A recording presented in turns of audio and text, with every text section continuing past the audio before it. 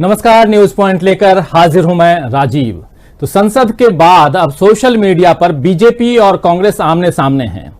दिल्ली में 9 बरस की दुष्कर्म पीड़िता के मां बाप की फोटो को ट्विटर पर शेयर करने के बाद से जो विवाद उभरकर सामने आया है, उसके बाद ट्विटर ने राहुल गांधी, कांग्रेस के आधिकारिक ट्विटर अकाउंट और दिल्ली कांग्रेस अध्यक्ष अनिल चौधरी सहित दर्जनों नेताओं के अकाउंट्स को लॉक कर दिया है। वैसे कांग्रेस का तो कहना है कि ट्विटर ने कम से कम 5000 अकाउंट्स बंद किए हैं। कांग्रेस का यह भी आरोप है कि मोदी सरकार के दबाव में ट्विटर ने यह प्रतिबंध लगाया है।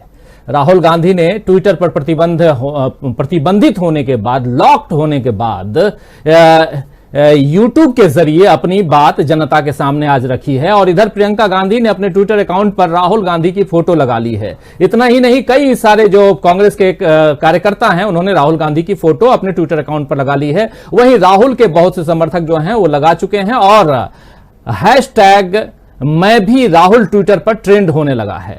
कुल मिलाकर सोशल मीडिया के एक प्लेटफॉर्म पर राहुल गांधी की आवाज को रोकने की कोशिश क्या हुई कि उनकी आवाज कई गुना गूंज के साथ सुनाई देने लगी। वैसे ही जैसे आपको याद होगा कि अब आप जब किसी पहाड़ी पर जाते हैं, पहाड़ पर जाकर के आप किसी का नाम पुकारें तो नाम आपका जो है, आप जो पुकारते हैं वही कई बार पलटकर आपको सुनाई देता है, यानी इको आवाज सामने आती है। कहने को तो ट्विटर ने अपने नियमों का पालन करते हुए राहुल गांधी का अकाउंट बंद कर दिया है, लेकिन अगर इसमें वाकई मोदी सरकार का कोई खेल है तो ऐसा लग रहा है कि यह खेल सरकार को भारी पड़ सकता है। इधर ट्विटर इंडिया के हेड मनीष माहेश्वरी का तबादला अमेरिका कर दिया गया है, ट्विटर ने किया है। और सवाल ये उठता है कि क्या ट्विटर ने अपनी साख बचाने के लिए अपने इंडिया हेड का ट्रांसफर किया है? क्या ट्विटर की विश्वसनीयता यानी क्रेडिबिलिटी को राहुल गांधी के मसले से झटका लगा है? क्या राहुल गांधी और मोदी सरकार की सियासी लड़ाई में ट्विटर टूल की तरह इस्तेमाल हो रहा है? क्या ट्विटर भारत की राजनीति में दखल दे रहा है? और सबसे बड़ा सवाल यह कि क्या राहुल गांधी को सोशल मीडिया पर बैन करवाने के चक्कर में खुद ही फंस गई है मोदी सरकार? तो सवाल कई हैं दोस्तों, और इन सवालों पर जवाब और चर्चा के लिए हमारे साथ मौजूद है खास वरिष्ठ पत्रकारों का पैनल। आइए सबसे पहले सबका परिचय करवाऊं। हमारे साथ जुड़े हुए हैं सीधे कोलकाता से हमारे साथी सीनियर जर्नलिस्ट सुमन भट्टाचार्य। सुमन जी, आपका स्वागत करता हूं।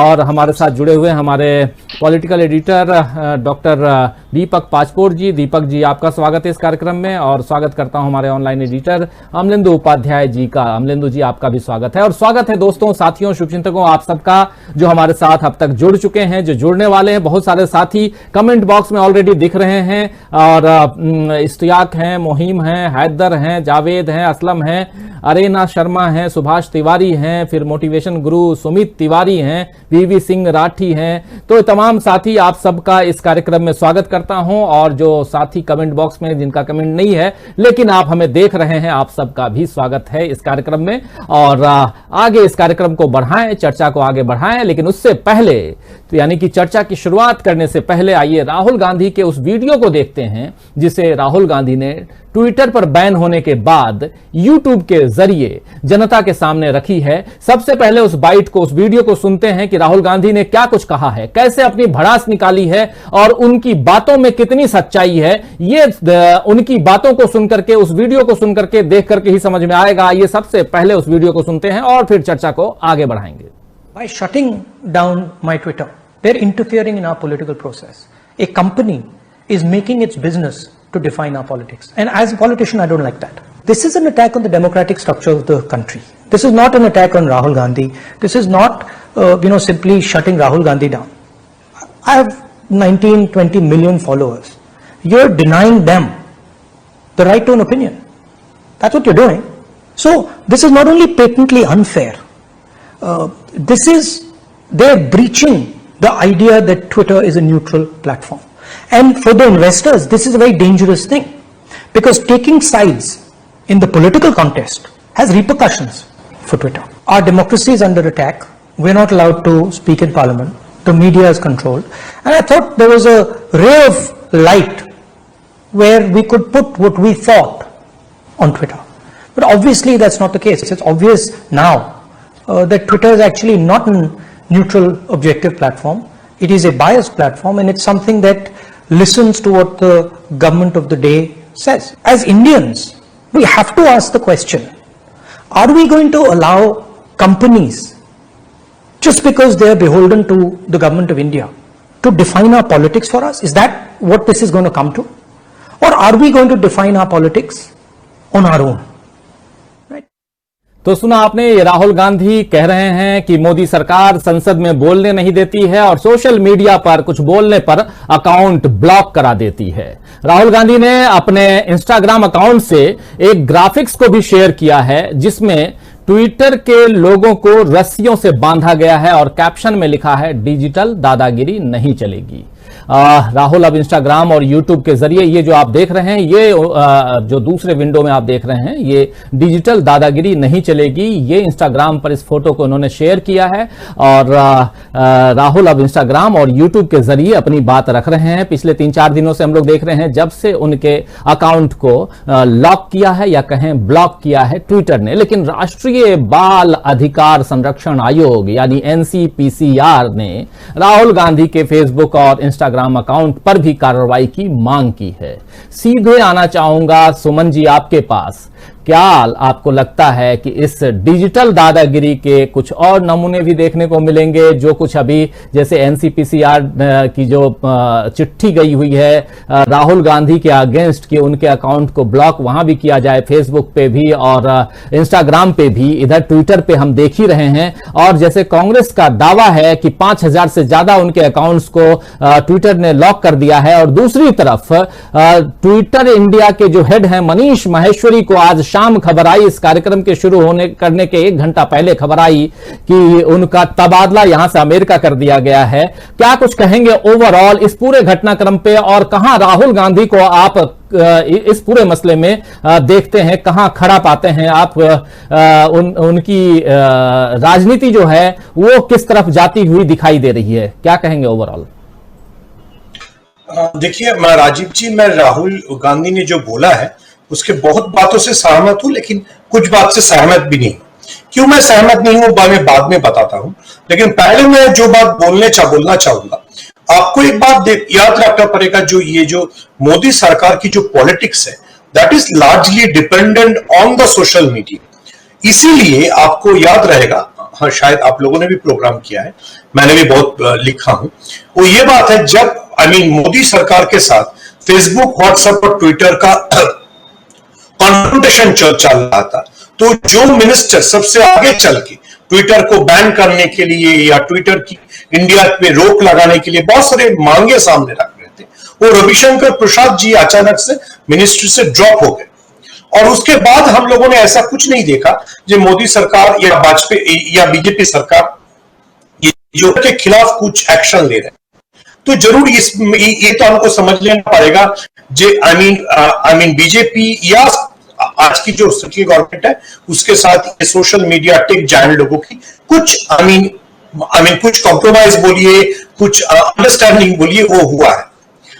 लेकिन मैं एक बात और ये बात बोलने से पहले मैं और एक बात याद करा देना चाहूंगा, जो पहले भी राहुल गांधी ने जो इशू उठाया था, जब वॉल स्ट्रीट जर्नल की वो आर्टिकल सामने आया था जिसमें ये खुलकर सामने आया था, जब फेसबुक का जो पॉलिसी डायरेक्टर है उसके खिलाफ काफी उस वक्त शोरगोल हुआ था कि दास, जिन्होंने शायद जिसके खिलाफ ये आरोप था, जो उन्होंने जो रूलिंग पार्टी है, जो बीजेपी का है, जो हिंदुत्ववादी पॉलिटिक्स करते हैं, ऐसे बहुत सारे जिनका पोस्ट जो हेट कैंपेन था उसको नीचे नहीं लाया, नीचे मींस डाउन नहीं किया, लेकिन उन्होंने दूसरे जो बीजेपी के खिलाफ वाला पोस्ट है उसको हटा दिया था। तो ये वॉल स्ट्रीट जर्नल की जब आर्टिकल सामने आया था तभी से ये बहुत चर्चे में थे कि ये सोशल मीडिया को कैसे बीजेपी यूज करता है अपना प्रोपागेंडा के लिए। देखिए राजीव जी, हम लोगों को ये बात अच्छी तरह से समझ लेना पड़ेगा, लार्जली स्टिल इंडियन मीडिया में बीजेपी का जितना प्रेजेंस है उससे ज्यादा बीजेपी का प्रेजेंस है सोशल मीडिया में। इसीलिए अमित मालविया इतना इंपॉर्टेंट है, याद रखेंगे।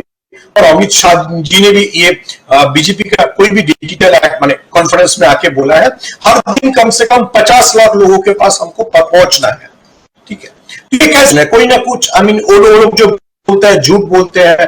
बीजेपी का आईटी सेल इसीलिए इतना खतरनाक चीज या इतना बदनाम चीज है। ये एक बात बिल्कुल सच है जो राहुल गांधी ने बोला है, इसको मैं बिल्कुल सच मानता हूं कि जो भी डिजिटल मीडिया है, वो फेसबुक हो, वो व्हाट्सएप है, वो ट्विटर हो, वो किसी की तरफ बायस नहीं होना चाहिए। वो ऐसा ना हो जाए जो बीजेपी का एक टूल बन जाए, ये नहीं होना चाहिए। लेकिन मैं राहुल गांधी का ये बात से सहमत नहीं हूं जी, डिजिटल दादागिरी है, एक कंपनी है। क्यों इसलिए मैं सहमत नहीं हूं, ये ट्विटर ने अमेरिका में डोनाल्ड ट्रंप के साथ भी किया था। जब डोनाल्ड ट्रंप ने भी हेट कैंपेन चलाया था, उसने किया था। तो व्हाट आई वांट टू से, ये कांग्रेस का मेरे ख्याल से बहुत खतरनाक प्रॉब्लम है। अगर राहुल गांधी का पॉलिटिक्स सिर्फ ट्विटर के ऊपर निर्भरशील रहता है, तो कांग्रेस के लिए मोदी को चैलेंज करना बहुत बड़ा खतरा है। अगर राहुल गांधी इंदिरा गांधी के दिखाए हुए रास्ते में चलना चाहते हैं, तो सिर्फ ट्विटर के ऊपर उसका पॉलिटिक्स या उसका मोदी विरोधी जो भी उसका पॉलिटिविटी है, वो नहीं चल सकता है। उसको जमीन पे उतरना पड़ेगा। जमीन पे उतर के ही उसको बीजेपी को या मैनेज करना पड़ेगा। इसलिए क्योंकि मैं ये बोलना चाहता हूं, ट्विटर, फेसबुक, व्हाट्सएप, ये सब लोगों को एक निरपेक्ष भूमिका लेना चाहिए। लेकिन जब आप ये प्लेटफॉर्म में आ गए हो, तब इसका जो रूल है उसको आपको समझना पड़ेगा। ऐसा कुछ नहीं आप शेयर कर सकते हो जो कोई चाइल्ड पोर्नोग्राफी या इसके आसपास भी आ जाता है, क्योंकि that is international standard which Twitter follows. तो मैं ये बोलना चाहता हूं, अगर राहुल गांधी ये बोलेगा जो कंपनी हमारे पॉलिटिक्स को डिसाइड करेगा, तब लगता है he is talking from A frustrating voice. He should not be frustrated. He should raise question. Obviously, उनको ये पूछना चाहिए, क्या ट्विटर बीजेपी के दबाव में आके काम कर रहा है? ये जरूर पूछना चाहिए, लेकिन ये नहीं बोलना चाहिए कंपनी इंडिया की पॉलिटिक्स डिसाइड करेगा। क्यों इंडिया की पॉलिटिक्स, 130 करोड़ का पॉलिटिक्स एक टेक जायंट डिसीजन नहीं ले सकता है। ये शायद वो आपने बहुत बार आप लोग आपके चैनल में बहुत बार डिस्कस हुआ है, तब अब वो G23 वाला आरोप को मान्यता दे रहा है कि राहुल गांधी का पॉलिटिक्स सिर्फ ट्विटर के ऊपर चलता है, वो ग्राउंड पे नहीं जाता है। ये राहुल गांधी जो गांधी परिवार की उत्तराधिकारी है, जो आज की कांग्रेस के सबसे ताकत लीडर है, और जितने भी पॉलिटिक्स हो, कांग्रेस अगर खड़ा नहीं होगा तो आप बीजेपी को चैलेंज नहीं कर सकते। उसके ऊपर ये शोभा नहीं देता है। राजीव जी, ये मेरा बात रहेगा। बिल्कुल, और कहने का मतलब यही है कि राहुल गांधी को इस प्लेटफॉर्म यानी कि डिजिटल प्लेटफॉर्म से बाहर भी देखना चाहिए। लेकिन पिछले दिनों राहुल गांधी इस डिजिटल प्लेटफॉर्म न सिर्फ ट्विटर, फेसबुक, इंस्टाग्राम या व्हाट्सएप या यूट्यूब, इन तमाम डिजिटल या सोशल प्लेटफॉर्म से बाहर निकल करके सड़कों पर भी दिखाई दे रहे हैं, ये हम सब देख ही रहे हैं। लेकिन हाँ, ये भी सही है कि अगर इसको ही मान लिया जाए कि सब कुछ राजनीति का टोटल अखाड़ा अगर हमारा ट्विटर ही है, दो यहां पर अलग अलग परसेप्शन है, उस परसेप्शन को समझने की जरूरत है। पहला परसेप्शन यह है कि क्या आपका पूरा सियासी आपकी जो रणनीतियां हैं वो ट्विटर या यूट्यूब या फेसबुक के सहारे ही चलेंगी। दूसरा परसेप्शन यह है कि क्या आप इसको भी और सड़क को भी, यानी कि जो सोशल मीडिया एक बहुत बड़ा प्लेटफॉर्म, बहुत बड़ा टूल है आज की तारीख में, इसको भी आप डिनाई नहीं कर सकते हैं। लेकिन साथ साथ आप जनता के बीच जा रहे हैं कि नहीं जा रहे हैं, उनके बीच अपनी बातों को रख रहे हैं कि नहीं रख रहे हैं, ये सामने आता है कि नहीं आता है, ये भी देखने वाली जरूरत है, देखने की जरूरत है। लेकिन हां, एक बात आपकी जो बहुत ही महत्वपूर्ण बात है सुमन जी, उस बात से मैं भी इत्तेफाक रखता हूं कि राहुल गांधी को यह कहना चाहिए था कि टोटली चाहे वो ट्विटर हो, चाहे अब फेसबुक हो, चाहे वो इंस्टाग्राम हो, इसके जरिए मोदी सरकार जो विपक्ष है उसकी आवाज को दबाने की कोशिश कर रही है। हालांकि ये बात भी राहुल गांधी कह रहे हैं। लेकिन सीधे एक बार आना चाहूंगा अमलेंदु जी आपके पास, और आपके पास आने से पहले एक बार फिर से राहुल गांधी कह क्या रहे हैं उसको एक बार फिर से दिखाना चाहूंगा। जो साथी हमारे साथ बाद में जुड़े हैं, राहुल गांधी का एक बहुत ही महत्वपूर्ण वीडियो, क्योंकि राहुल गांधी ऑलरेडी बैन हो चुके हैं, उनका जो ट्विटर अकाउंट है वो लॉक हो चुका है, पिछले सप्ताह भर से ज्यादा का वक्त गुजर चुका है। ट्विटर अकाउंट न सिर्फ राहुल राहुल गांधी का कि उनके अलावा बहुत सारे कांग्रेसियों के जो ट्विटर अकाउंट हैं वो भी लॉक हैं। आगे और कौन कौन से प्लेटफॉर्म हैं जहां लॉक होंगे, लेकिन प्रियंका गांधी जो राहुल गांधी की बहन हैं, उन्होंने राहुल गांधी के यूट्यूब से वीडियो को निकाल करके शेयर किया और उसके बाद तमाम दूसरे कांग्रेसी नेताओं ने भी ट्विटर पर शेयर किया। सबसे पहले उस वीडियो को देखें, क्या कुछ कहना चाहते हैं, उसी पर चर्चा हम कर रहे हैं और उसके आगे भी करेंगे चर्चा कि क्या किस नई चाल में फंस गई है मोदी सरकार। राहुल गांधी की नई चाल क्या है, राहुल गांधी की नई रणनीति क्या है, राहुल गांधी की का नया दांव क्या है, यह समझने की कोशिश करेंगे। और क्या they're breaching the idea that Twitter is a neutral platform. And for the investors, this is a very dangerous thing because taking sides in the political contest has repercussions for Twitter. Our democracy is under attack. We're not allowed to speak in parliament. The media is controlled. And I thought there was a ray of light where we could put what we thought on Twitter. But obviously that's not the case. It's obvious now that Twitter is actually not an neutral objective platform. It is a biased platform and it's something that listens to what the government of the day says. As Indians, we have to ask the question, are we going to allow companies, just because they are beholden to the government of India, to define our politics for us? Is that what this is going to come to? Or are we going to define our politics on our own? Right? That's the real question here. जी, तो राहुल गांधी ने अपने video में कहा है कि ये एक company के तौर पर देश की राजनीति तय करने का काम ट्विटर कर रहा है। ये देश के लोकतांत्रिक ढांचे पर हमला है। ये राहुल गांधी पर हमला नहीं है बल्कि लोकतांत्रिक ढांचे पर हमला है। ये सिर्फ मेरी ही आवाज को बंद करने की बात नहीं है बल्कि लाखों करोड़ों लोगों को चुप करने का मामला है। मेरे ट्विटर अकाउंट को बंद करके एक कंपनी ने राजनीतिक प्रक्रिया में दखल दिया है। कारोबार करने वाली एक कंपनी राजनीति को तय कर रही है। आप याद कीजिए कि कुछ इस तरह के आरोप कुछ वक्त पहले फेसबुक पर भी लगे थे और अभी थोड़ी देर पहले हमारे साथी सुमन जी बता भी रहे थे, आंखी दास का नाम आया था। और अगर सोशल मीडिया प्लेटफॉर्म इस तरह चुनावों में दखलंदाजी करे या देश की राजनीतिक प्रक्रिया को प्रभावित करने लगे तो क्या ये लोकतंत्र के लिए खतरनाक स्थिति नहीं है? अमलेंदु जी, वैसे भी पैगासस मामले में हम बहुत कुछ देख चुके हैं कि कैसे जनता सरकारों के हाथ में मोहरा बन चुकी है और स्थिति को जो पुरानी स्थिति है और खासकर ये जो जासूसी का मामला पूरा है उस मामले को अगर यहां सामने रखा जाए तो बहुत सारी चीजें सामने आ जा रही हैं। तो एक तरफ जासूसी और दूसरी तरफ अब अगर सोशल मीडिया पर आप आवाज बुलंद करने की कोशिश करते हैं, सरकार के खिलाफ अगर आप कुछ बोलते हैं तो आपके अकाउंट को कल तक रखा जाएगा, आपका अकाउंट कल तक एक्टिव रहेगा या नहीं रहेगा हम नहीं जान सकते, हम नहीं समझ सकते। किन किन के अकाउंट ब्लॉक हो जाते हैं ये आप जान रहे हैं, देख रहे हैं।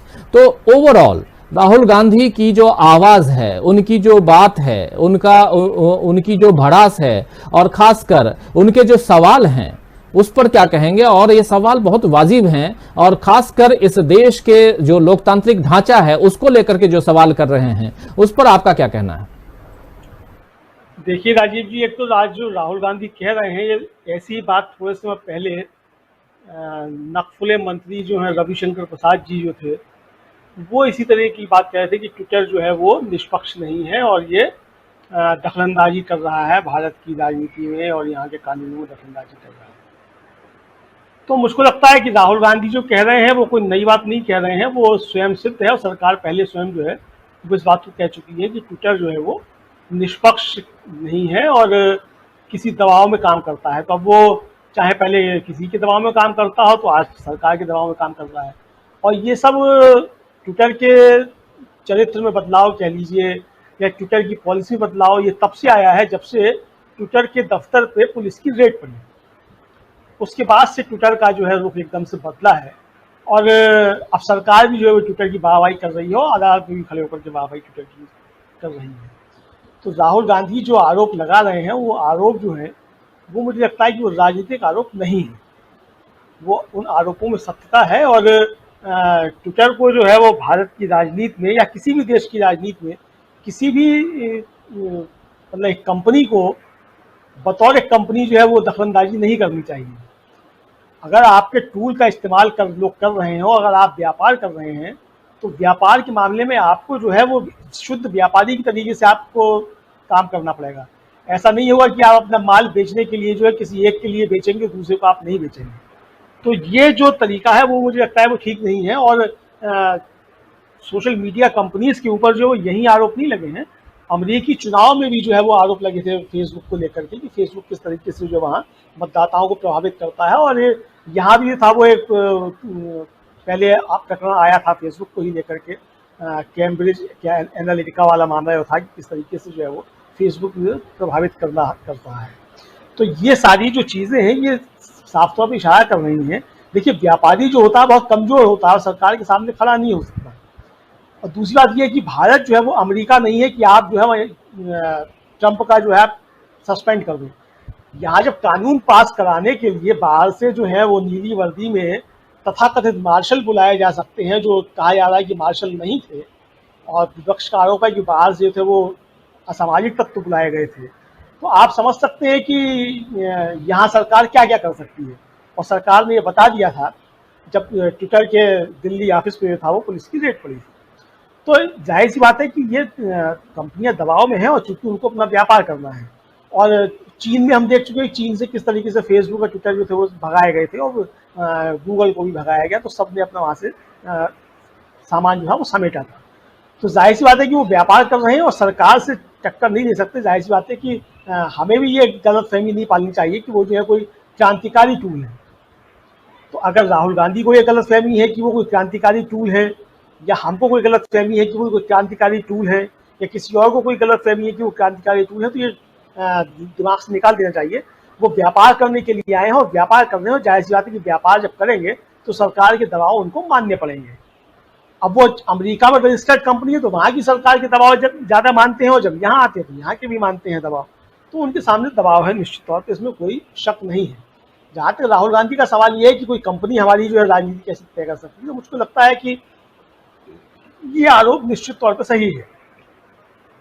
किसी भी कंपनी को हमारी राजनीति तय करने का अधिकार नहीं होना चाहिए। और सरकार के दबाव में या भारतीय जनता पार्टी के दबाव में ये ट्विटर जो है हैंडल सस्पेंड किए गए हैं, ये भी साफ तौर से जाहिर है। क्योंकि अभी कहने की जरूरत नहीं, जिस तरीके से NCPCR की चिट्ठी के बाद जो कहा जा रहा है कि उनकी शिकायत पे किया गया है, उनको सस्पेंड किया गया है, तो ये तो साफ सी जाहिर है कि सरकार के कहने पे किया गया है। फिर मतलब इसमें इफर्ट का तो कोई सवाल ही नहीं है कि सरकार के कहने पे नहीं किया गया है।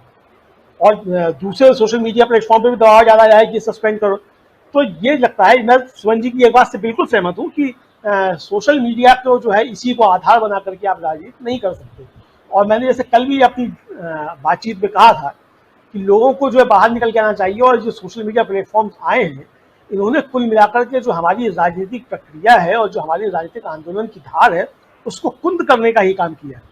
क्योंकि अब एक धरना भी जो है वो आप जब तक कि सोशल मीडिया पे उसका कैंपेन नहीं चलाएंगे, बड़े बड़े आप बैनर नहीं बनवाएंगे, तब तक आप एक छोटा सा धरना भी नहीं दे सकते। और एक धरना भी जो है अब वो 2 लाख रुपए से कम का नहीं बैठता है। और एक धरने पे 20 आदमी जुटाना जो है मुश्किल पड़ जाता है, क्योंकि लोगों को अब जो है वो फेसबुक और ट्विटर खोलने से ही फुर्सत नहीं है। तो मतलब घर के बराबर में कमरे में बैठे हुए आपके घर में क्या हो रहा है आपको जानकारी नहीं है, लेकिन पूरी दुनिया में क्या हो रहा है वो आप फेसबुक और ट्विटर पे आप खोज रहे हैं।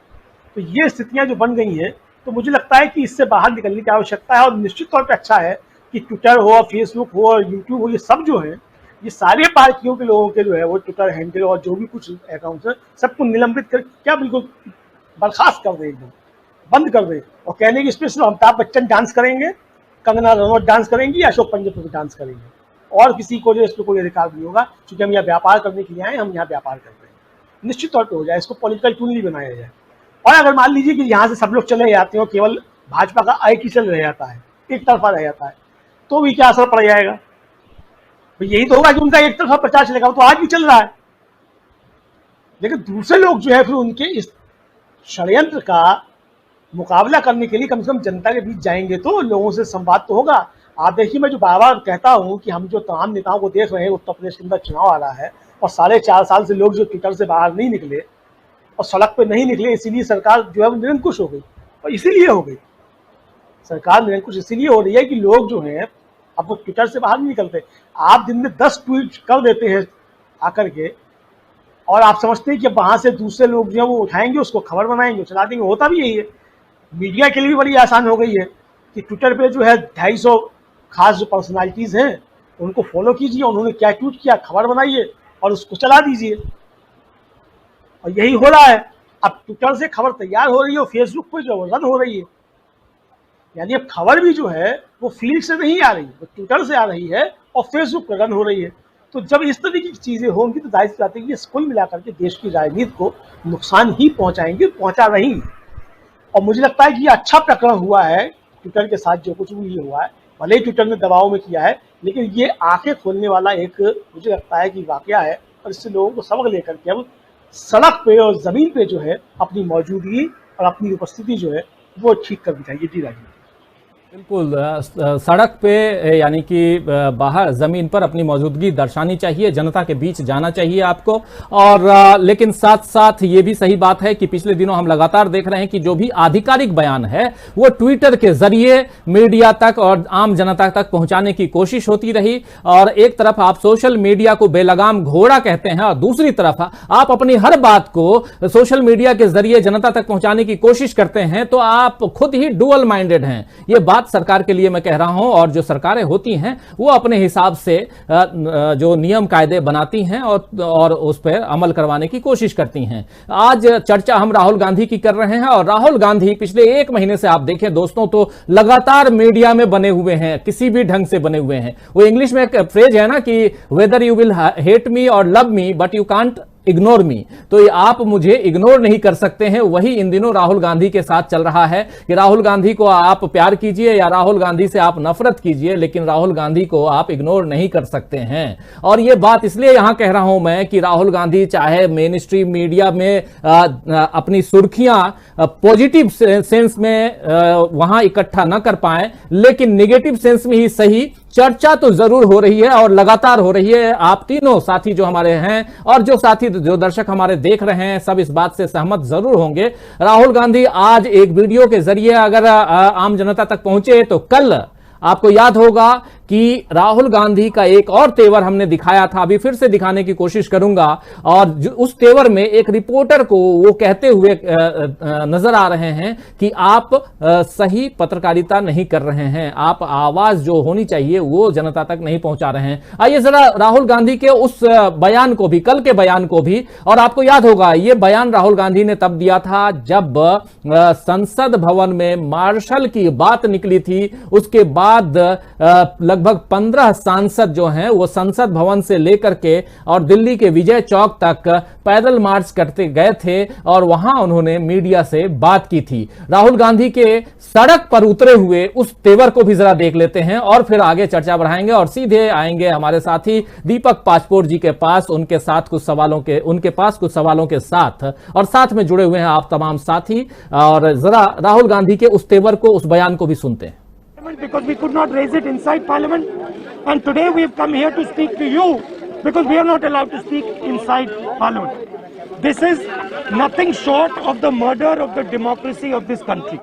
आप सरकार के स्पोक्समैन हैं क्या? सरकार ने आपको ये बोलने को कहा है? मैं पूछ रहा हूँ, आप सरकार के स्पोक्समैन हो क्या? आप सरकार के लिए काम करते हो क्या? मैं मीडिया का आदमी हूँ। नहीं, आप मीडिया के आदमी नहीं हो, आप सरकार के आदमी हो, क्योंकि मीडिया की सच्चाई मैं बताता हूँ। अब बताने दीजिए, अब बताने दीजिए, अब बताने दीजिए। पहली बार राज्यसभा में सांसदों की पिटाई की गई है। बाहर से लोगों को बुलाकर नीली वर्दी में डालकर सांसदों को धक्का मुक्की मारपीट की गई। और आप ये सवाल पूछ रहे हो कि स्पीकर को दुख हो रहा है, वाइस चेयरमैन को दुख हो रहा है। चेयरमैन की क्या जिम्मेदारी है? चेयरमैन की जिम्मेदारी हाउस को चलाने की है। चेयरमैन ने हाउस को पिछले दिनों में क्यों नहीं चलाया? स्पीकर ने क्यों नहीं चलाया? जो विपक्ष के दिल में बात है वो हम क्यों नहीं रख सकते हैं? इसका क्या जवाब है? मैं आपको बताता हूं। घर जाइए। मैं आपको बताता हूं, मैं आपको और हिंदुस्तान को बताता हूं यहां हाउस में कौन किस प्रकार से विपक्ष को रोक रहा है। हिंदुस्तान के प्रधानमंत्री भाइयों और बहनों, युवाओं, जो आप घर में बंद हो आज, जो आपके फोन में पेगासस है, आप सुनिए, हिंदुस्तान का प्रधानमंत्री इस देश को बेचने का काम कर रहा है। हिंदुस्तान का प्रधानमंत्री 2-3 उद्योगपतियों को हिंदुस्तान की आत्मा बेच रहा है। इसीलिए विपक्ष हाउस के अंदर ना किसानों की बात कर सकता है, ना बेरोजगारों की बात कर सकता है, ना इंश्योरेंस बिल की बात कर सकता है, ना पेगासस की बात कर सकता है। यह सच्चाई है। हिंदुस्तान का प्रधानमंत्री हिंदुस्तान को बेच रहा है। धन्यवाद।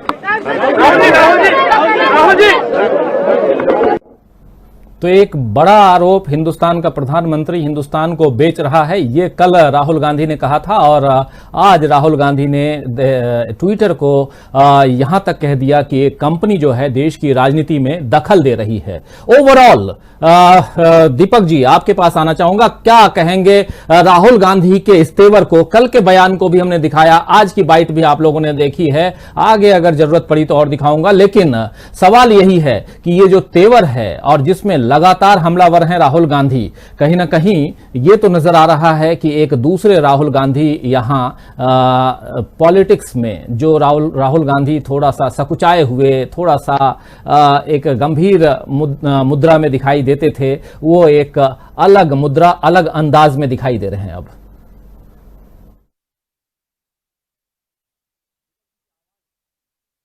जी अपनी आवाज म्यूट है शायद, उसको ऑन कीजिए जी। नहीं आ रही आवाज, नहीं आ रही दीपक जी। दीपक जी की आवाज को चेक कीजिए। तब तक इसी सवाल के साथ सीधा आना चाहूंगा सुमन जी आपके पास।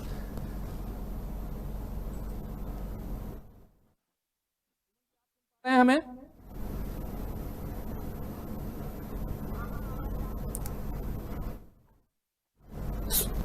सुमन जी आवाज आ रही है मेरी? पास भी नहीं आ रही है। चलिए अमलेंदु जी। राजीव जी, मैं आपकी बात से बिल्कुल सहमत हूं।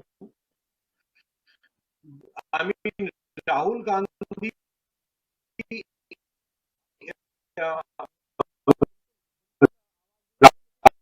सीधा आना चाहूंगा अमलेंदु जी आपके पास। ओवरऑल जब तक हमारे दोनों साथियों की आवाज ठीक हो तब तक आपके पास, और ओवरऑल क्या राहुल गांधी को आप इस नए अवतार के रूप में देख रहे हैं? राजनीतिक अवतार जो है ये निश्चित तौर पे राजीव जी, राहुल गांधी का ये नया अवतार जो है, हालांकि ये नया अवतार जो है वो पहले से हल होना शुरू हो चुका था और उस पर क्या काम मुझे लगता है कि चल रहा था, और नए अवतार में आना राहुल गांधी पहले ही शुरू कर चुके थे और अब जो है वो खुल करके उस नए अवतार में सामने आए हैं।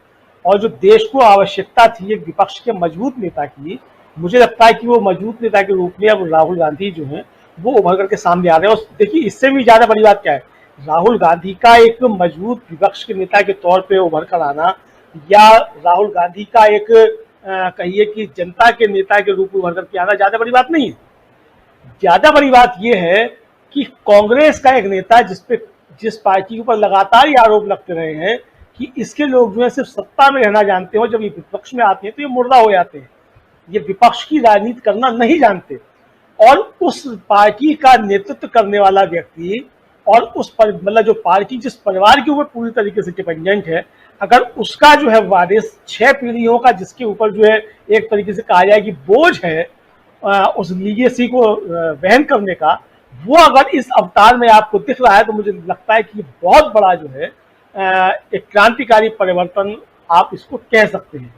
ये सिर्फ इसलिए नहीं कि राहुल गांधी ऐसा करने, बल्कि इसलिए कि चूंकि कांग्रेस के ऊपर जो अब तक आरोप लगते रहे थे उसके मद्देनजर, और जो हम देख रहे हैं कि जो हमारे देश के अंदर जो समाजवादी धड़े थे और जिनके बारे में ये कहा जाता था कि ये सरकार से जो हमेशा लड़ते रहते हैं, और जब सरकार से नहीं लड़ते हैं तो ये आपस में लड़ते रहते हैं क्योंकि इनका स्वभाव जो लड़ने का है।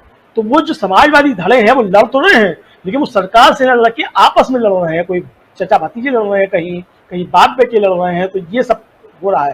तो आप ये देख सकते हैं कि मतलब राजनीति किस तरीके से करवट बदल रही है और बहुत सी धारणाएं जो हैं, जो पिछले 70 सालों में बनी थी, वो धारणाएं टूट रही हैं। तो मुझको लगता है कि राहुल गांधी जिस तरीके से इमर्ज कर रहे हैं और जिस तरीके से उभर करके सामने आ रहे हैं, ये निश्चित तौर पे एक भारतीय राजनीति के लिए शुभ संकेत है। राहुल गांधी के लिए अच्छा हो या बुरा हो, मैं ये नहीं कह सकता कि राहुल गांधी के लिए अच्छा या बुरा है। राहुल गांधी कल को प्रधानमंत्री बन पाएंगे कि नहीं बन पाएंगे, बड़े नेता विपक्ष के होंगे या नहीं होंगे, कांग्रेस का पुनरुद्धार होगा या नहीं होगा, लेकिन जिस तरीके से राहुल गांधी खुलकर उसके सामने आ रहे हैं, मुझे लगता है कि पिछले 7 सालों में जो समझा जा रहा था विपक्ष के अंदर एक शून्य स्थापित हो गया है। और जो बार बार ये सवाल किया जाता था कि मोदी जी का विकल्प क्या है, विकल्प क्या है, जो बातें बार बार कही जाती थी विकल्प क्या है राष्ट्रीय स्तर पे, मुझे लगता है कि ये विकल्प क्या है अब लोग कहना बंद कर देंगे विकल्प क्या है। क्योंकि अगर राहुल गांधी के एक सवाल पे 8-8 मंत्री जो हैं वो आकर के प्रेस कॉन्फ्रेंस करें और 250 प्रवक्ता जो है वो आकर के बयानबाजी करें और पूरी जो है IT सेल जो आकर के एक बयान पे जो है हमलावर हो, तो आप समझ सकते हैं कि निश्चित तौर पर राहुल गांधी जो है वो एक बड़े नेता के रूप में उभर रहे हैं। और मुझे लगता है कि अच्छी चीज है कि उस प्रक्रिया से गुजर रहे हैं कि जब विपक्ष के सारी चीजें ले करके और जनता के सारे सवालों से जूझ करके अगर मान लीजिए कल को सरकार में भी आते हैं, तो कम से कम उनके सामने ये एक रहेगा, विजन रहेगा कि जनता को किन किन सवालों से जूझना पड़ता है और विपक्ष के सामने क्या क्या कठिनाइयां आती हैं। और खासतौर से जब भारतीय जनता पार्टी सत्ता में आ जाती है तब विपक्ष के सामने क्या क्या दिक्कतें होती हैं, तो ये चीजें समझने में मुझे लगता है कि आसानी मिलेगी और देश की जनता को भी जो मुझे लगता है थोड़ी आसानी हो रही होगी। क्योंकि लोग जो इसलिए चले जाते थे बहुत से लोग मोदी जी के साथ में, और बहुत से नहीं होते बल्कि बड़ा तबका इसलिए चले जाता था कि अरे कोई विकल्प ही नहीं है, चलो मोदी जी है तो कम से कम भाषण तो अच्छा दे लेते हैं। तो ये भाषण तो अच्छा दे लेते हैं वाली चीज जो है, मुझे लगता है वो अब चीज समाप्त होगी धीरे धीरे करके। और चूंकि जिस तरीके से अब सड़क से लेके और संसद तक अब जवाब मिल रहा है मोदी जी को, और इसीलिए आप देख रहे हैं कि सरकार जो घबराई हुई है और सत्ता पक्ष जो घबराया हुआ है वो इसलिए घबराया हुआ है कि अब जवाब जो है वो संसद से लेकर सड़क तक मिलने लगा है, जिसकी की सरकार को उम्मीद नहीं थी।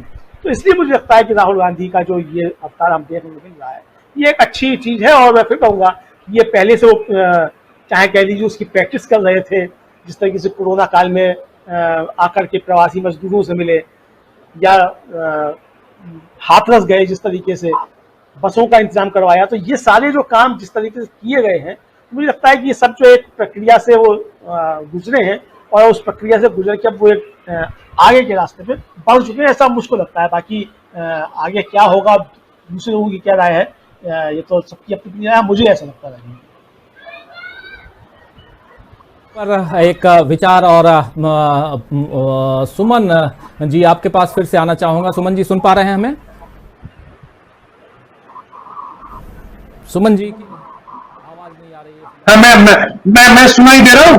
जी जी बिल्कुल बिल्कुल। सुमन जी सवाल यही है कि क्या राहुल गांधी एक नए अवतार में यहाँ हम राहुल गांधी को देख रहे हैं? क्योंकि अभी से पहले चाहे आप याद कीजिए भट्टा परसौल का मामला, ये बहुत पुरानी बात है और भूमि अधिग्रहण कानून को लेकर के एक अलग एंग्री मैन के रूप में हमने दिल्ली के प्रेस क्लब में देखा था उनको, जिस प्रकार उन्होंने अपनी सरकार के बिल को फाड़ा था, वो सीन भी आपको याद होगा। और उसके बाद धीरे धीरे राहुल गांधी अब यहां, और कल का उनका जो बयान है वो हमने सुनाया किस प्रकार एक मीडिया के एक रिपोर्टर को उन्होंने फटकार लगाई कि आप जो रिपोर्टिंग है वो हमारी नहीं, आप किसके, मतलब आप रिपोर्टर हैं या स्पोक्स पर्सन हैं गवर्नमेंट के। दूसरी तरफ आज हम देख रहे हैं कि ट्विटर से सीधा दो हाथ करने के लिए तैयार हैं और राहुल गांधी अपना वीडियो जारी करते हैं यूट्यूब के जरिए, और उनके समर्थन में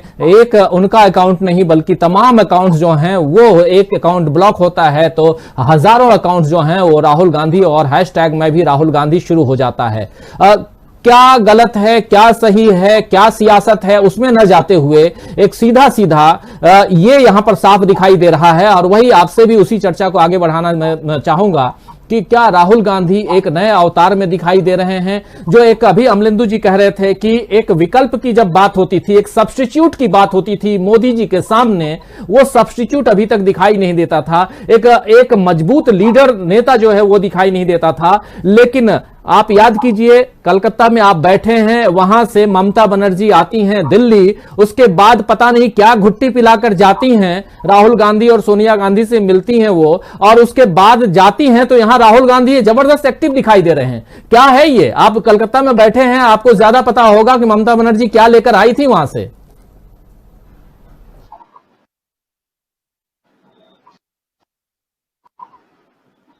सुमन,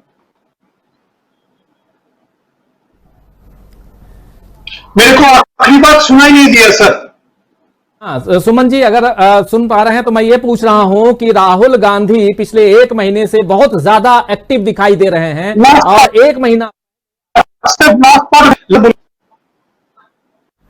1 महीना पहले जब ममता बनर्जी आई थी, मैं ये बोलूंगा राजीव जी मैं आपकी एक बात से बिल्कुल सहमत हूं। आज की जो लड़ाई और ये जो पूरा देश में जो एंगर है, जो बीजेपी के खिलाफ या मोदी सरकार के खिलाफ जो एंगर, जो मूवमेंट हो रहा है, उसका वो रिप्रेजेंट कर रहा है। लेकिन मैं उसके साथ और एक बात जो राजीव जी ये है, लेकिन मैं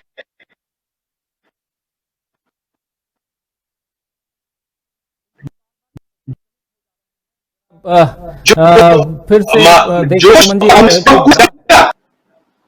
बीच बीच में आप डिस्कनेक्ट हो जा रहे हैं सुमन जी, थोड़ा डिस्कनेक्शन है, वो क्यों हो रहा है जरा देखना होगा। लेकिन सवाल यही है, और हमारे दूसरे साथी को लेकर के आइए ताकि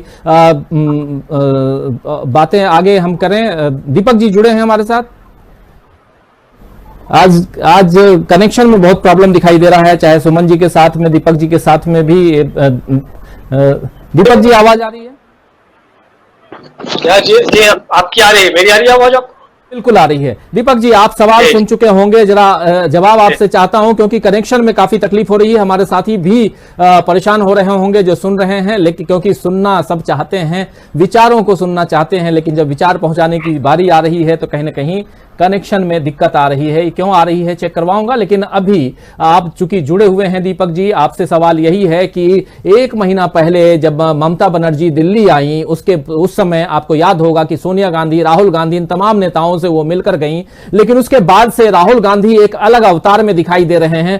क्या मैं ये, हालांकि ये सवाल मैंने पूछा था अभी सुमन जी से भी, सुमन जी आवाज, चूंकि वो कलकत्ता बैठे हुए हैं, बहुत नजदीक से देखते हैं वहां की वेस्ट बंगाल की राजनीति को, ममता बनर्जी की राजनीति को, लेकिन दिल्ली और बाकी राजनीति को देखते हुए मैं आपसे ये जानना चाहता हूं कि आखिर क्या हुआ है पिछले 1 महीने में कि राहुल गांधी जबरदस्त एक्टिव दिखाई दे रहे हैं।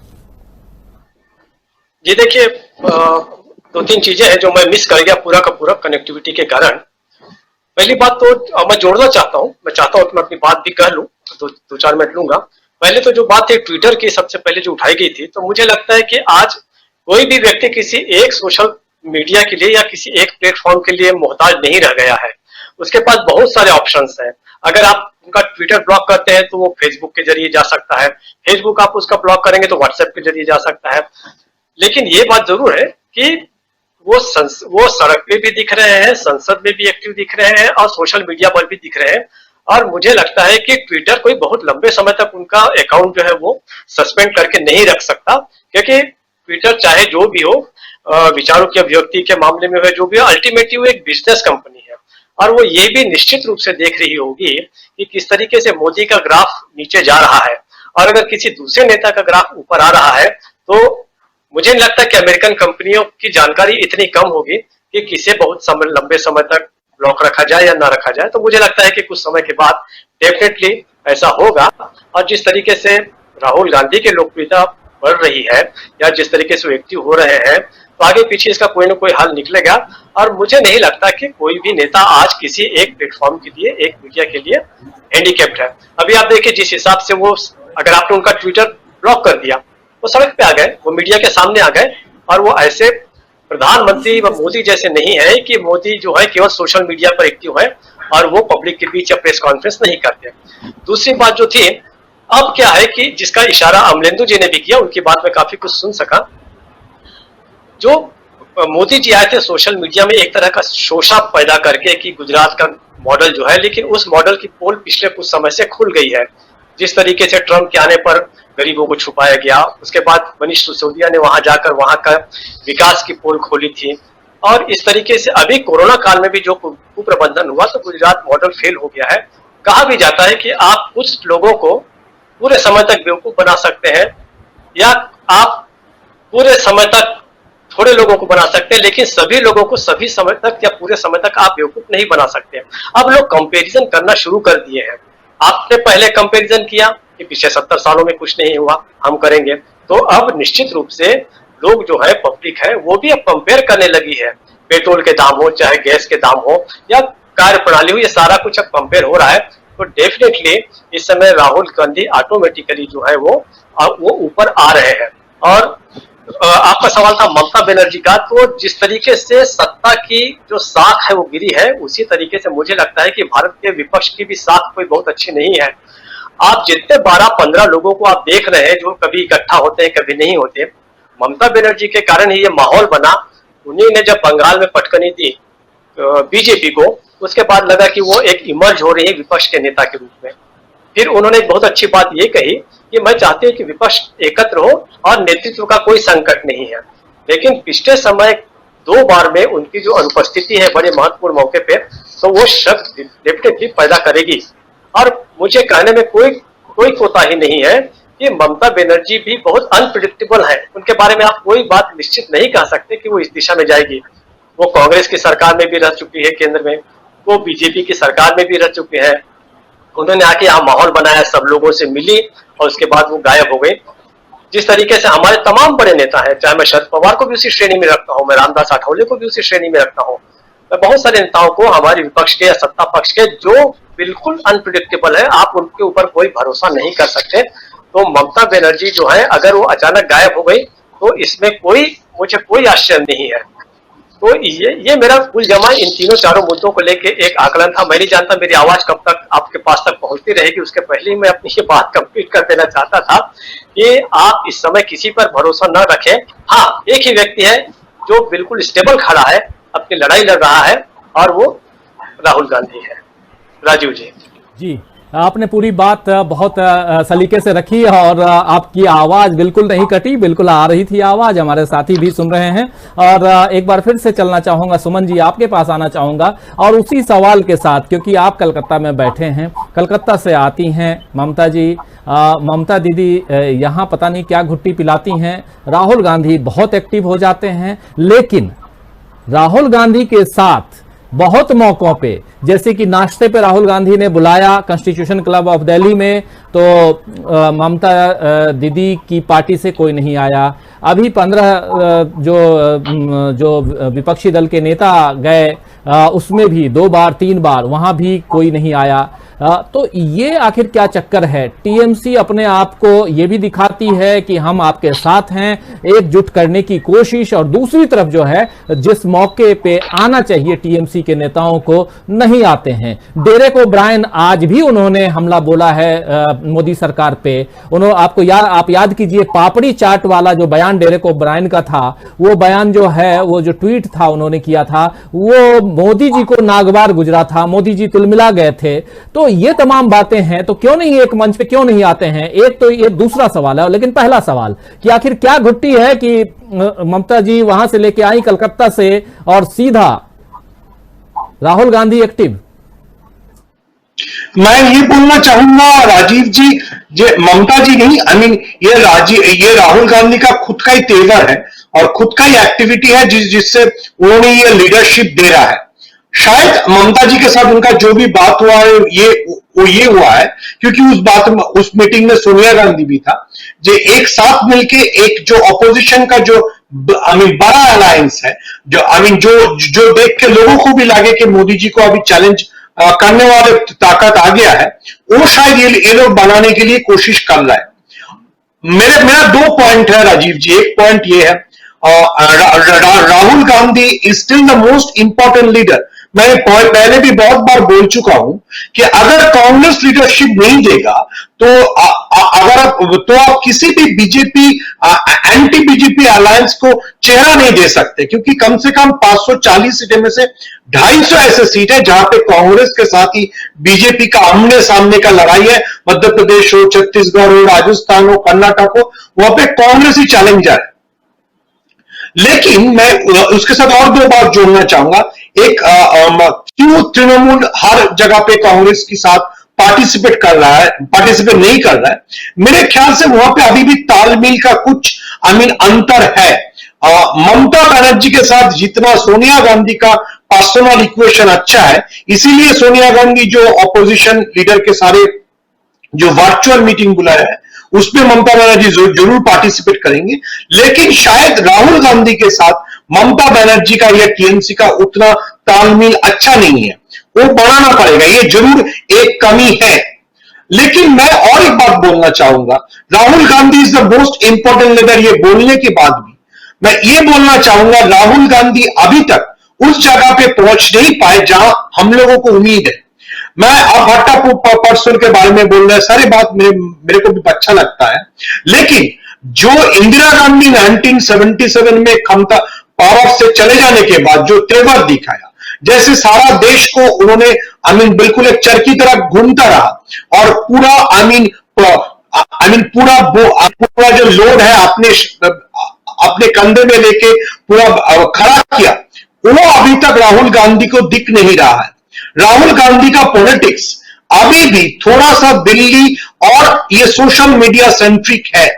देखिए, मैं इसलिए बोल रहा हूं, अगर इंदिरा गांधी होता तो आसाम और मिजोरम में जब गोली चलता है और 6 बंदे मर जाता है तो राहुल गांधी को चाहिए था जो वहां पे पहुंच जाने के लिए। क्यों पहुंच जाने के लिए? क्योंकि आसाम भी ऐसे एक स्टेट है जहां पे कांग्रेस ही बीजेपी का डायरेक्ट ओपोनेंट है। तो राहुल गांधी को हम लोग जो देखना चाहते हैं, क्योंकि मैं वो बात फिर से बोलना चाहूंगा, राहुल गांधी या कांग्रेस ही वो लीडरशिप है जो ये गठबंधन को वो स्ट्रेंथ या सब कुछ दे सकता है। तो राहुल गांधी को और थोड़ा सा एक्टिव होना पड़ेगा, ये एक बात है। और दूसरा बात मैं बोलना चाहूंगा, ये जो राहुल गांधी और ममता बनर्जी के बीच जो जो दूरी है, उसको भी अपोजिशन को मिटाना पड़ेगा। वो तृणमूल का भी जिम्मेदारी है और कांग्रेस का भी जिम्मेदारी है, दोनों के तरफ से और बात होना चाहिए। मेरे को जितना मालूम है, इवन जो G23 के लीडर है कपिल सिब्बल के घर पे जब डिनर हुआ था, वहां पे टीएमसी लीडर लोग गए थे। तो ये कपिल सिब्बल और दूसरे लोगों को भी जिम्मेदारी है जो सारे लोगों को एक मंच पे लाने के लिए, क्योंकि कपिल सिब्बल बहुत सारे मामले में जहां पे सीबीआई के खिलाफ है, ये सब मामले में ममता बनर्जी के गवर्नमेंट को रिप्रेजेंट करता है। तो अगर टीएमसी की जो लीडरशिप है, सौगत राय या दूसरे लोग, वो अगर कपिल सिब्बल के घर पे जा सकते हैं, तो क्यों राहुल गांधी की लीडरशिप में दूसरे प्रोग्राम में नहीं जाएंगे? ये सारे बात को अंतर जो है इसको दूर करना पड़ेगा, क्योंकि जो फॉर्मूला लेके हम लोग पहले भी बात कर चुके हैं, जो फॉर्मूला लेके अगले चुनाव में बीजेपी को चैलेंज करना है वो 1:1 होना चाहिए। वहां पे ये सब दिखना नहीं चाहिए जो राहुल गांधी ने कुछ बुलाया वहां पे तृणमूल नहीं गया, वो ये दिखना नहीं चाहिए। और राहुल गांधी को भी समझना पड़ेगा जो आज की ममता बनर्जी एक बहुत पावरफुल लीडर है, जिसको चाहिए कांग्रेस को, जिसका साथ चाहिए। सिर्फ ममता बनर्जी नहीं, जगन रेड्डी का भी साथ चाहिए, तेलंगाना की चंद्रशेखर राव की भी साथ चाहिए। ये सब पुराने कांग्रेस ही है। इन लोगों को, सारे लोगों को अगर बीजेपी एंटी बीजेपी जो फ्रंट है उसमें अगर नहीं ला पाएंगे तो बीजेपी को हटाना बहुत मुश्किल हो जाएगा।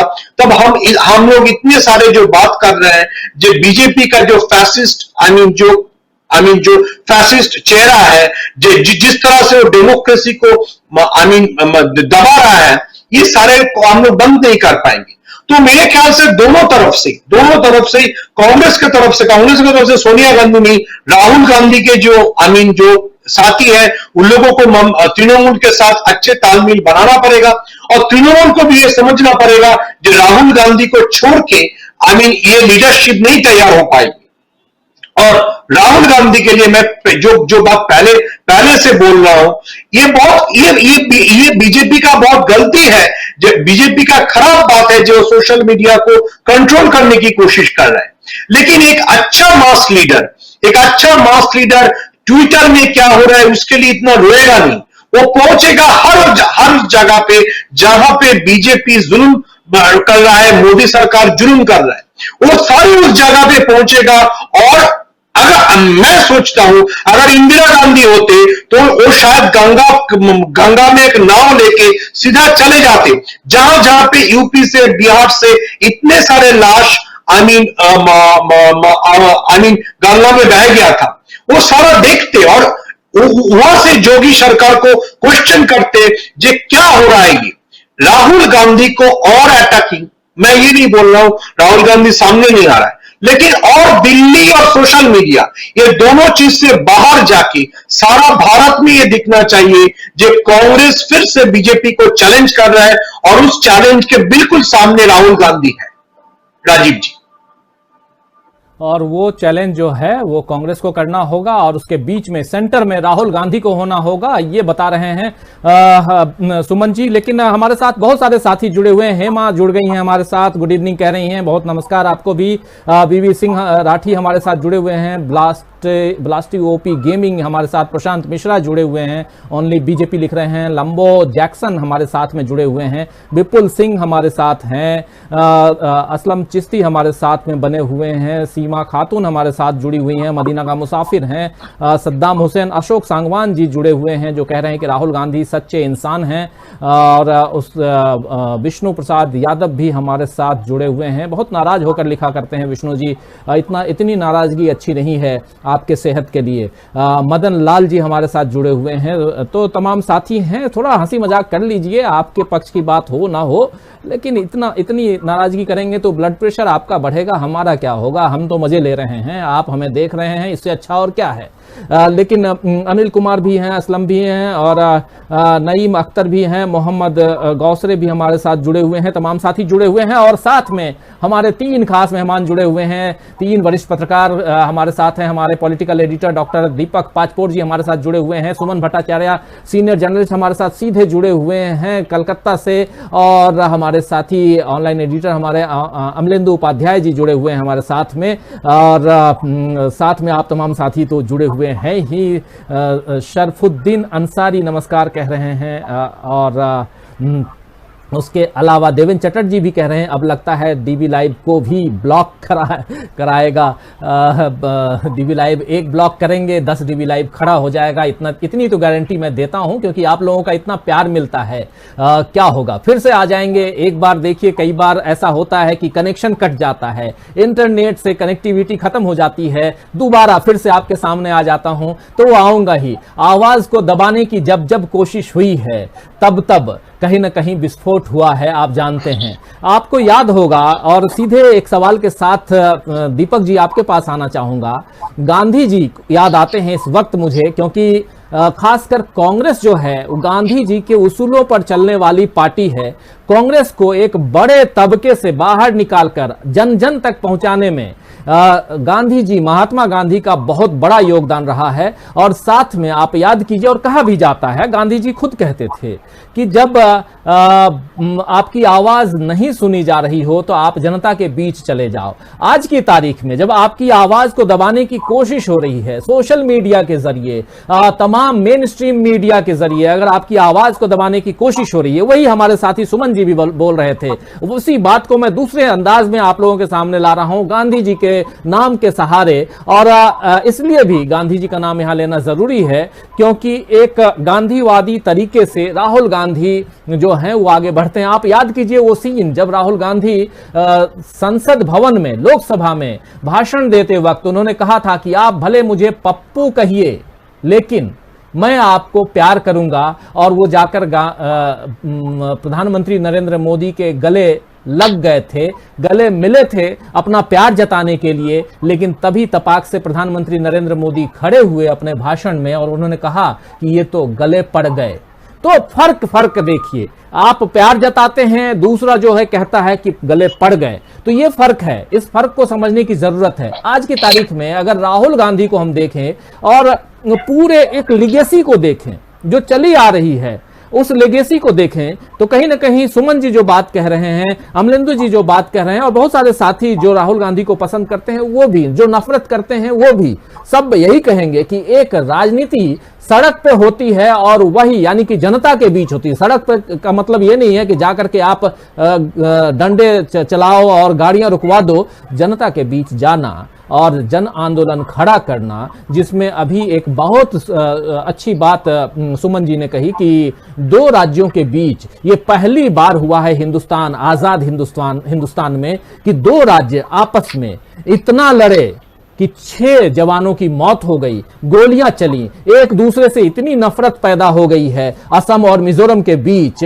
और वहां जाना चाहिए था राहुल गांधी को। उतना ही नहीं, बहुत ऐसे मौके आते हैं जहां जाना चाहिए, लेकिन शायद कुछ मजबूरियां होंगी कि राहुल गांधी नहीं पहुंच पाते हैं या और कुछ होगा। लेकिन आज की तारीख में आपको लगता है कि उस रास्ते पर, गांधी के दिखाए हुए रास्ते पर, आपने, मुझे याद है दीपक जी, आप पूरे लगभग 52 से ज्यादा आर्टिकल गांधी के दिखाए रास्तों पे आपने लिखा है, देशबंधु में लिखा है। इसलिए भी मैं चाहता हूं कि ये जो अभी जरूरत है और राहुल गांधी के साथ गांधी जुड़ा हुआ है, सरनेम जुड़ा हुआ है गांधी, तो क्या कहेंगे ओवरऑल कि राहुल गांधी को क्या उस राह पर बिल्कुल चल देना चाहिए? देखिए, जहां तक राजनीति की बात हो या गांधी के संबंधों की बात है, आप कोई भी बेहतर काम करने जाइए तो आपके साथ गांधी ही खड़ा रहेगा। और गांधी के बताए हुए रास्ते पर भी आप देश के जितने भी तरह के आंदोलन है, जितने तरह के जन आंदोलन है, वहां आप देखिए तो गांधीवादी तरीके से ही काम हो रहा है। चाहे वो नर्मदा बचाओ आंदोलन से लेकर बस्तर के आदिवासी इलाकों में जो आंदोलन चल रहे हैं, गांधी का जो तरीका है आंदोलन का, वही अंतिम रास्ता है। ये मैं बार बार कहता रहा हूं। जहां तक राहुल गांधी की बात है, यही तो वो लेगेसी है जिससे बाकी पार्टियां डरती है, विशेषकर भारतीय जनता पार्टी। आप याद कीजिए, जिस सोशल मीडिया में कंपैरिजन के साथ मोदी ने आक्रमण किया था, तब उन्होंने शुरू किया था कि पिछले 70 सालों में कुछ नहीं हुआ। फिर ये बताया गया कि नेहरू जी के कपड़े पेरिस में धुलने जाते थे। फिर बताया गया कि उनके पुरखे हिंदू नहीं थे। फिर उसके बाद बताया गया कि इनके परिवार की एक महिला जो है वो बारबाला थी। फिर राहुल के बारे में कहा कि वो नकली जनेऊधारी है। चलिए, सब मान लिया, सब ठीक है, लेकिन अब तो आपको महंगाई पे बात करनी पड़ेगी। अब आपको जो है गैस सिलेंडर की बढ़ती कीमतों पे बात करनी पड़ेगी। अब आपको ये ट्विटर को लेके, ट्विटर पे बात करी थी कि राहुल गांधी ने कहा कि ट्विटर के जरिए क्या विदेशी शक्तियां हमें नियंत्रित करेंगी। वो तो कर ही रही है, इंश्योरेंस के जरिए कर रही है, एफडीआई के जरिए कर रही है, बैंकिंग में कर रही है, प्राइवेटाइजेशन के जरिए कर रही है, बहुत सारी विदेशी टेक्नोलॉजी के जरिए कर रही है। वो चाहे व्हाट्सएप हो, चाहे अमेजन हो, चाहे जो भी हो, विदेशी शक्तियां हमें घेरती जा रही हैं। राहुल गांधी उसको कह रहे हैं, और जब इतने सारे चीजों के बीच राहुल गांधी ये बात कह रहे हैं, तो आप जानिए कि फिर से वहां महात्मा गांधी खड़े हैं। इसलिए कि निर्भीकता सबसे बड़ी बात जो है वो है, डरे बिना। और राहुल गांधी का मैं कोई समर्थक या ऐसी कोई बात नहीं है, लेकिन राहुल गांधी ने एक बात बहुत अच्छी कही थी कि जो डरता नहीं वो मेरे साथ आए। तो ये सही बात है, ये निर्भीकता जो है और जनता के बीच जाना, ये अल्टीमेटली जो है ये गांधीवादी तरीका है। और इसी गांधीवादी तरीके से भाजपा डरती है कि वो बार बार गांधी के नाम को खत्म किया जा रहा है या करने की कोशिशें हो रही है। तो मुझे लगता है कि जब जब आप कोई अपनी बात कहेंगे, वहां पर रविन्द्रनाथ टैगोर का भी है कि जब उन्होंने कहा आपकी बात कोई नहीं सुनता तो आप एकला चलो रे। तो गांधी, महात्मा गांधी, रविन्द्रनाथ टैगोर, नेहरू, ये सब हमारी स्वतंत्रता की जो शानदार विरासत है, उसी विरासत को खत्म करने की सारी कोशिश जो है वो भारतीय जनता पार्टी और आरएसएस कर रहा है। अब मुझे बहुत खुशी है कि उस विरासत को बचाने की लड़ाई जो है वो राहुल गांधी, उनका परिवार कर रहा है। मैं फिर से क्लियर कर दूं कि मैंने भी अपना 30-35 साल कांग्रेस के खिलाफ लिखकर ही पूरा किया था, उनके भ्रष्टाचार के बारे में, उनके वंशवाद के बारे में, बहुत सारी ऐसी कमियां। कांग्रेस कोई संपूर्ण तरह की कोई ऐसी पार्टी नहीं है, उसमें बहुत कमियां हैं, ढेरों कमियां हैं, बहुत सारे सपने हैं देश के, पूरी नहीं कर सकी।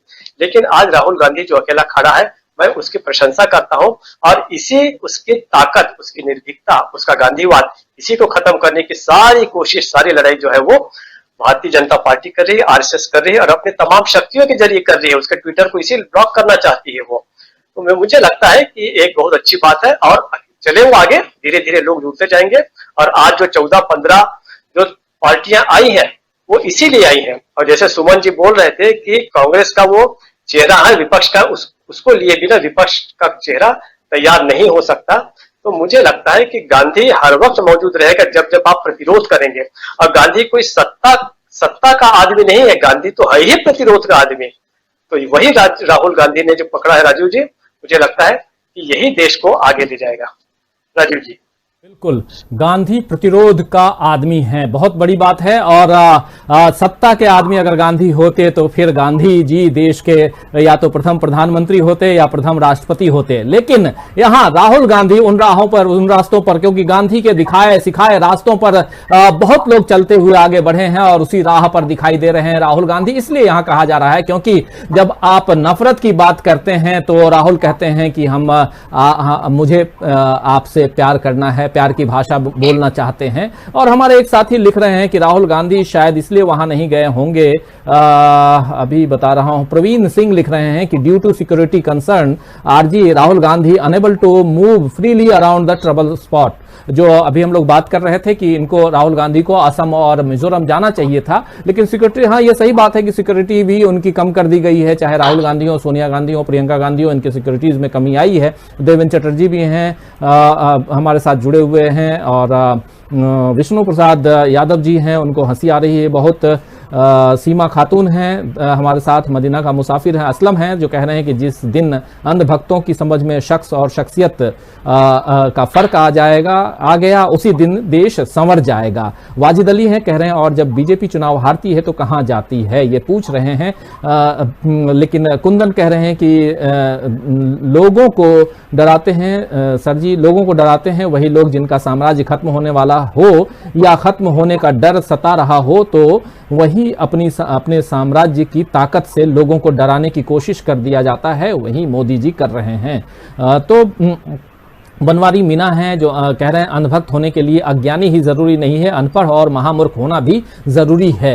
अंधभक्ति की परिभाषा दे रहे हैं बनवारी मीना जी। तो अलग अलग अपने विचार हैं, प्रशांत मिश्रा भी अपने विचार रख रहे हैं, इम्तियाज मोहम्मद भी हमारे साथ बने हुए हैं, अपने विचार रख रहे हैं। रूपराम गोरवाल हमारे साथ हैं जो कह रहे हैं आप सच्चे पत्रकार हैं। तो तमाम साथी, फिर राठौर जासू भाई भी हमारे साथ हैं जुड़े हुए। बहुत सारे साथी, बहुत लोगों के कई बार होता है उनके विचारों को नहीं ले पाता हूं। परमेश्वर हंसदा जुड़े हुए हैं जो कह रहे हैं राहुल गांधी तो सड़क पर हैं लेकिन मोदी तो सड़क पर कभी नहीं दिखाई दिए, नाटक मंच से सीधे सत्ता पर। कहना है परमेश्वर हंसदा का। लक्ष्मी धारा भट्टा भी हमारे साथ में जुड़े हुए हैं, मदीना का मुसाफिर हैं। श्याम प्रसाद हमारे साथ बने हुए हैं।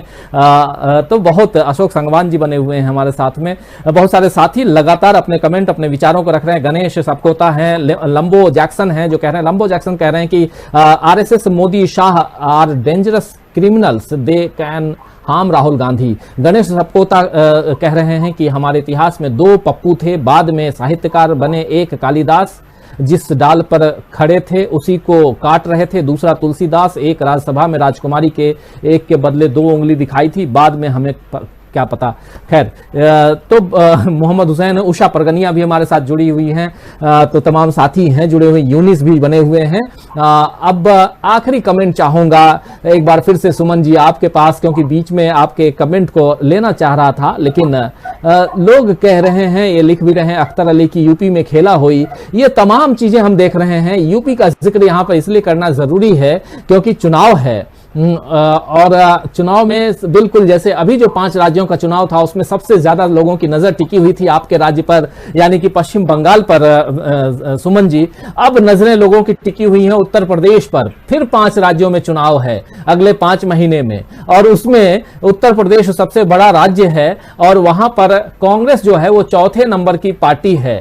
लेकिन नजरें जो हैं वहां कांग्रेस खासकर पूरी की पूरी जो उसकी बागडोर है वो दी हुई है राहुल गांधी की बहन प्रियंका गांधी के हाथ में, और इधर राहुल गांधी दिल्ली में एक्टिव दिखाई देते हैं। क्या आपको लगता है कि ये पूरी की पूरी जो अभी जो ताकत है वो झोंकनी चाहिए वहां लखनऊ में जाकर के, और अभी जो सामने चुनाव है उसकी तैयारी करनी चाहिए, या 2024 की तरह जो अभी जो चल रहा है, जो चीजें चल रही हैं, एक नेशनल पर्सपेक्टिव में देखें तो बहुत सही है, लेकिन सामने चुनाव है, जैसा कि मोदी जी करते हैं, अमित शाह करते हैं, तमाम जो बीजेपी के नेता करते हैं कि अभी जो जो काम है उसको पहले निपटाते चलो। तो अभी सामने काम यह है कि उत्तर प्रदेश को किसी भी तरह जीत लो, और उसके लिए ओबीसी आरक्षण बिल और तमाम चीजें ला करके दिखाई जा रही हैं, सब कुछ हो रहा है। अब उज्ज्वला योजना के तहत लोगों को गैस सिलेंडर फिर से बांटे जा रहे हैं, जो 2017 के समय बांटे गए थे, उसके बाद गैस की जो सिलेंडर है वो किनारे रख दिया गया और चूल्हा जो है कहीं और लोग फिर से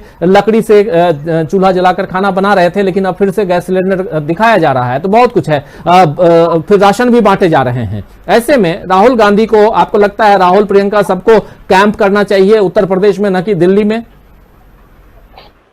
देखिए, मैं दो बात बोलना चाहूंगा राजीव जी। पहले भी आपके किसी ने कमेंट किया था राहुल गांधी बहुत अच्छे हैं। मैं भी मानता हूं राहुल गांधी बहुत अच्छे हैं। उनका जो स्टाइल ऑफ पॉलिटिक्स है वो अमेरिकन डेमोक्रेसी के बिल्कुल लायक है। उन्होंने जो टाउन हॉल टाइप मीटिंग करते हैं, जैसे पूरा पॉलिटिकल कैंपेन को बिल्डअप करता है, that is great. I mean, वो अभिजीत विनायक बनर्जी जो बंगाली है लेकिन नोबेल लॉरिएट है इकोनॉमिक्स में, उसके साथ बात करते हैं। अमर्त्य सेन का इंटरव्यू लेता है, और उसका जो न्याय जो स्कीम उन्होंने 2019 से पहले बताया था, वो भी टॉमस पिकेटी जैसे वर्ल्ड फेमस लेफ्टिस्ट इकोनॉमिस्ट है, लेकिन उनके साथ बात करके उन्होंने वो बात बताया था।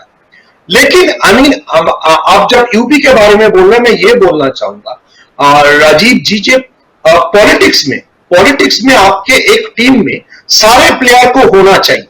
राहुल गांधी जो पर्सपेक्टिव दे सकता है, जो नेशनल पर्सपेक्टिव दे सकता है, वो बहुत जरूरी है। लेकिन ये मोदी और अमित शाह जो लैंग्वेज समझती है, जिसमें जैसे ममता बनर्जी नड्डा चड्डा गड्ढा कहते हैं, और ये आरएसएस को हर दिन गाली देता रहता है, वो भी चाहिए। क्योंकि ये जो ये हमारे जो मुल्क है जिसमें 130 करोड़ की आबादी है, करके राहुल गांधी ये बीजेपी का जो जुगाड़नाट है, मोदी शाह का जो झूठ, जो फरेब, सारा कुछ है, उसको तितर बितर नहीं कर पाए। तो वहां पे एक अच्छा कॉम्बिनेशन बनना चाहिए। राहुल गांधी जो नेशनल पर्सपेक्टिव दे रहा है वो जरूर दे, लेकिन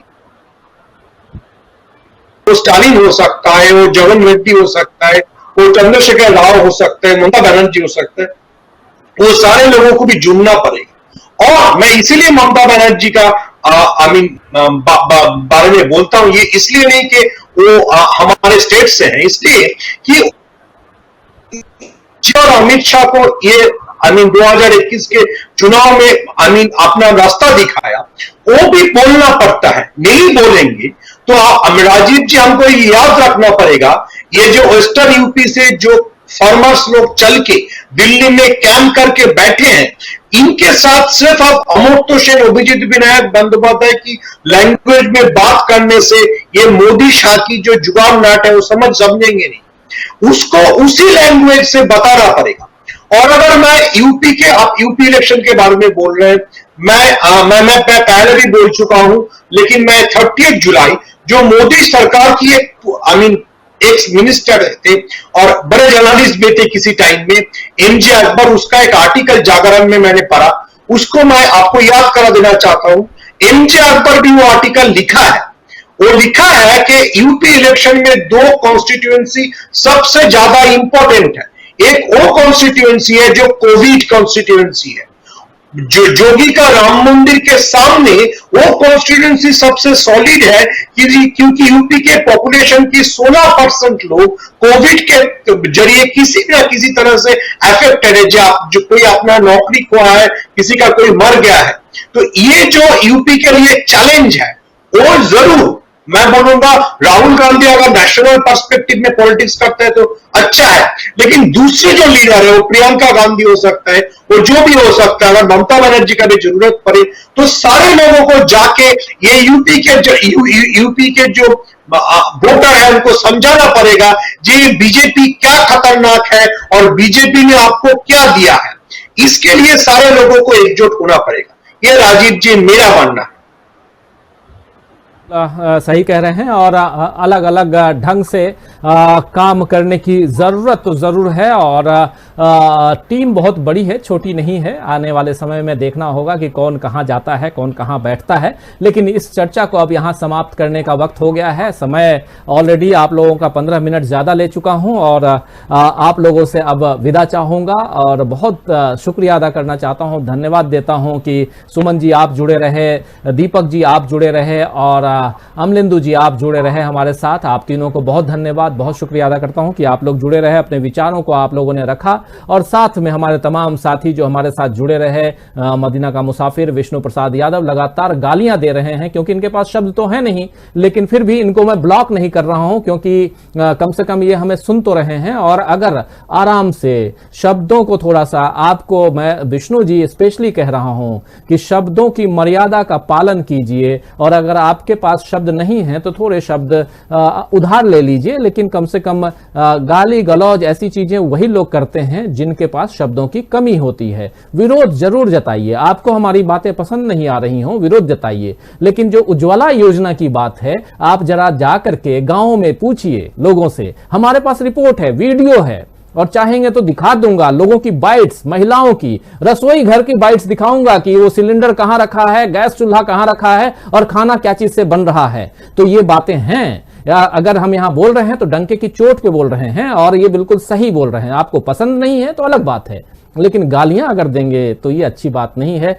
गालियां आपको क्या लगता है सिर्फ आप ही को देना आता है? मुझे नहीं आता, लेकिन मैं नहीं दूंगा। इसलिए नहीं दूंगा क्योंकि मैं पढ़ा लिखा सभ्य इंसान हूं और मैं लोगों को अच्छी बातें सिखाता हूं, इसलिए। खैर, हमारे साथ और भी बहुत जुड़े हुए हैं लोग, अख्तर अली भी हैं, फिर हमारे साथ मोहम्मद हुसैन जुड़े हुए हैं, असलम हमारे साथ जुड़े हुए हैं, देवेंद्र चटर्जी हमारे साथ जुड़े हुए हैं। मोहम्मद हुसैन कह रहे हैं कि मोदी जी 35 साल में भी चमन के खाया है। टेक भी हमारे साथ, टेक बांग्ला हमारे साथ जुड़े हुए हैं और उसके अलावा असलम चिश्ती कह रहे हैं भाजपा ने संसद में तमाशा करके बिल पास करा लिए, जैसा सरकार चाहती थी वैसा ही हुआ। आने वाले समय में पूंजीपतियों का फायदा ही फायदा होगा और गरीब सर पकड़ के रोएगा। और फिर इंडियन हैं, वाजिद अली हैं, फसीउर रहमान हैं, गनी भाई हैं, तो तमाम साथी हैं जो जुड़े हुए हैं, अपने विचारों को रख रहे हैं और